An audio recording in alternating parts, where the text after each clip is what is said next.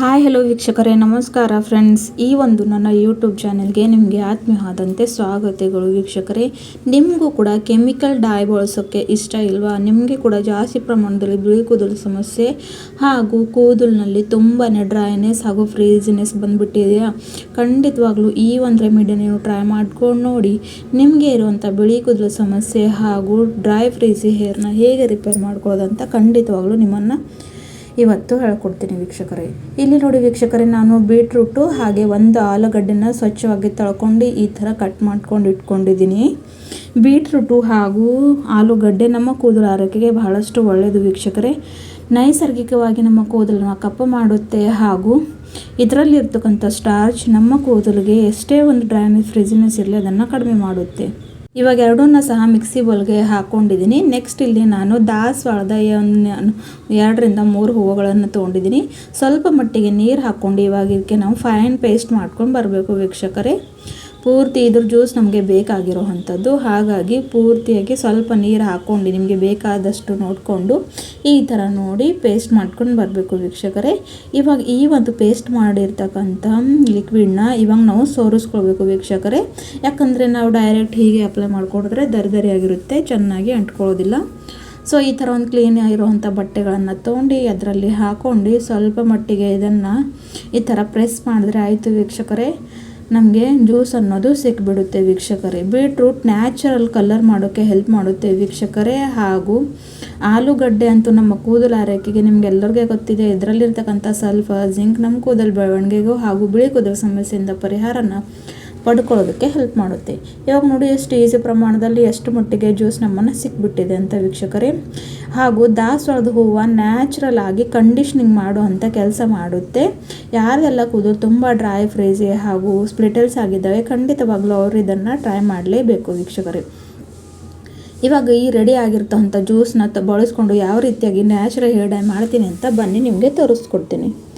ಇಲ್ಲಿ ನೋಡಿ ನಾನೊಂದು ಕಬ್ಬಿಣದ ಬಾಳೆಯನ್ನು ತೊಗೊಂಡಿದ್ದೀನಿ ವೀಕ್ಷಕರೇ. ನಿಮಗೆ ಈ ಒಂದು ರೆಮಿಡಿ ಪ್ರಿಪೇರ್ ಮಾಡ್ಕೊಳ್ಳೋದಕ್ಕೆ ಕಬ್ಬಿಣ ವಸ್ತುದೇ ಉಪಯೋಗನ ಮಾಡ್ಕೊಳ್ಬೇಕಾಗುತ್ತೆ. ಯಾಕಂದರೆ ಇದು ನಮ್ಮ ಕೂದಲು ಆರೈಕೆಗೆ ಬಹಳಷ್ಟು ಇಂಪಾರ್ಟೆಂಟ್ ರೋಲ್ ಪ್ಲೇ ಮಾಡುತ್ತೆ.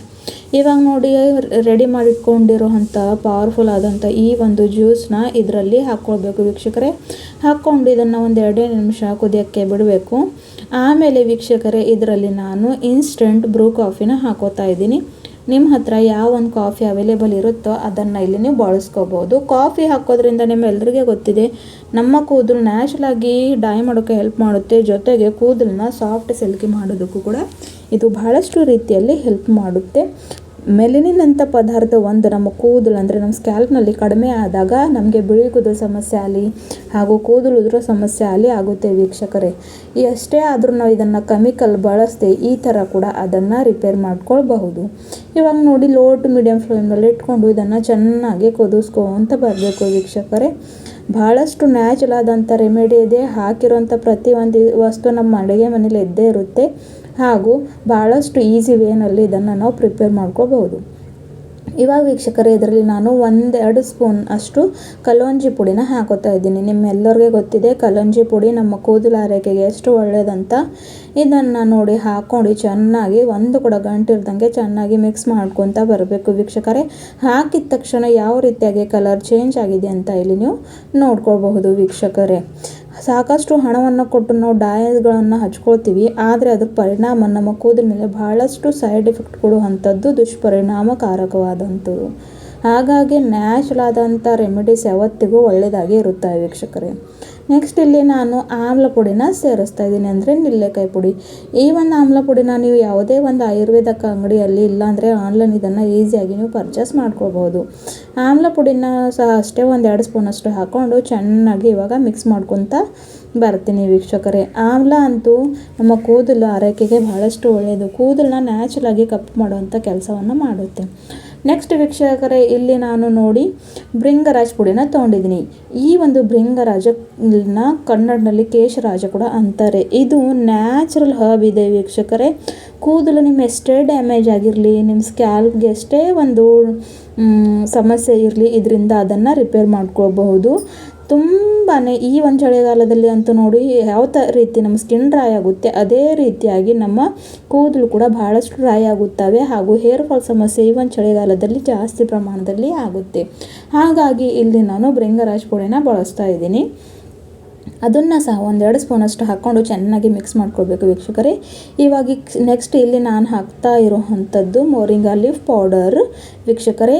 ಮೋರಿಂಗಾ ಅಂದರೆ ನುಗ್ಗೆ ಸೊಪ್ಪಿನ ಪುಡಿ ವೀಕ್ಷಕರೇ, ಅದನ್ನು ಇಲ್ಲಿ ಹಾಕೋತಾ ಇದ್ದೀನಿ. ಖಂಡಿತವಾಗ್ಲೂ ಇದು ಅಂತೂ ಎಷ್ಟು ಪವರ್ಫುಲ್ ಆದ ಇಂಗ್ರೀಡಿಯೆಂಟ್ ಇದೆ ಅಂದರೆ ನಿಮ್ಮ ಕೂದಲು ಎಷ್ಟೇ ಬಿಳಿಯಾಗಿರಲಿ, ಎಷ್ಟೇ ವರ್ಷದಿಂದ ನಿಮಗೆ ಬಿಳಿ ಕೂದಲು ಸಮಸ್ಯೆಯಿಂದ ನೀವು ಒದ್ದಾಡ್ತಾ ಇದ್ದಿರಬಹುದು, ಆದರೆ ಖಂಡಿತವಾಗ್ಲೂ ಇದನ್ನು ಹಾಕೋದ್ರಿಂದ ನಿಮ್ಮ ಕೂದಲು ನ್ಯಾಚುರಲ್ ಆಗಿ ಕಪ್ಪಾಗುತ್ತೆ ಹಾಗೂ ಇದರಿಂದ ಯಾವ ಒಂದು ಸೈಡ್ ಎಫೆಕ್ಟ್ ಕೂಡ ನಿಮಗೆ ಆಗೋಲ್ಲ ವೀಕ್ಷಕರೇ. ಇವಾಗ ನೋಡಿ ಅದನ್ನು ಕೂಡ ಹಾಕ್ಕೊಂಡು ಚೆನ್ನಾಗಿ ಮಿಕ್ಸ್ ಮಾಡಿಕೊಂಡು ಲೋ ಟು ಮೀಡಿಯಂ ಫ್ಲೇಮ್ನಲ್ಲಿ ಇಟ್ಕೊಂಡು ಇದನ್ನು ಎಷ್ಟು ಮಟ್ಟಿಗೆ ಚೆನ್ನಾಗಿ ಕುದಿಸ್ಕೊಳ್ತೀವಲ್ವ ಅಷ್ಟು ಇದು ನ್ಯಾಚುರಲ್ ಆಗಿ ಕೆಲಸವನ್ನು ಮಾಡುತ್ತೆ ವೀಕ್ಷಕರೇ. ಇವಾಗ ನೋಡಿ ಇದು ಇಷ್ಟು ಚೆನ್ನಾಗಿ ಕುದ್ದಾಗಿದೆ. ನಾನು ನಿಮಗೆ ತೋರಿಸ್ತಾ ಇರೋದು ಸೈಡ್ಗೆಲ್ಲ ಯಾವ ರೀತಿಯಾಗಿ ಬ್ಲ್ಯಾಕ್ ಕಲರ್ ಬಂದಿದೆ ಅಂತ ಇಲ್ಲಿ ನೀವು ನೋಡ್ಕೋಬೋದು.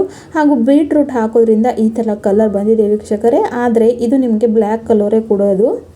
ಖಂಡಿತವಾಗಲೂ ನೀವು ಇದನ್ನು ಬಳಸ್ಕೊಂಡು ನೋಡಿ, ಒಮ್ಮೆ ಬಳಸಿದ್ರೆ ಸಾಕು ನೀವು ಮತ್ತೆ ಮತ್ತೆ ಅದನ್ನು ಯೂಸ್ ಮಾಡ್ಕೊತ ಬರ್ತೀರ. ಇವಾಗ ನೋಡಿ ಇದನ್ನು ಈ ರೀತಿಯಾಗಿ ಚೆನ್ನಾಗಿ 1-2 ನಿಮಿಷ ಕುದಿಸ್ಕೊಳ್ಬೇಕು. ಈ ಒಂದು ರೆಮಿಡಿಯನ್ನು ನೀವು ವಾರದಲ್ಲಿ 2 ಸಲ ಇಲ್ಲ ಅಂದರೆ ಮಿನಿಮಮ್ ವಾರಕ್ಕೆ ಒಮ್ಮೆ ಬಳಸ್ತಾ ಬನ್ನಿ ವೀಕ್ಷಕರೇ.